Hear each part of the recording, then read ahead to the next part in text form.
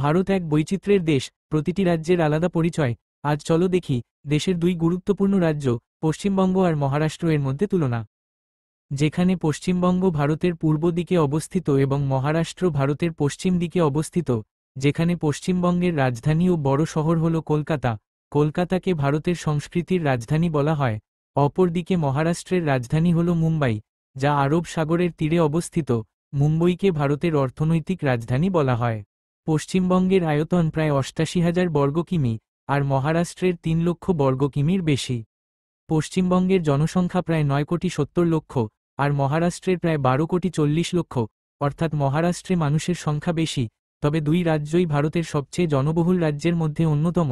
পশ্চিমবঙ্গে প্রতি বর্গ কিলোমিটারে প্রায় ১,০২৯ জন মানুষ, অন্যদিকে মহারাষ্ট্রে প্রায় ৩৬৫ জন মানুষ, অর্থাৎ পশ্চিমবঙ্গে জমি কম কিন্তু মানুষ অনেক বেশি।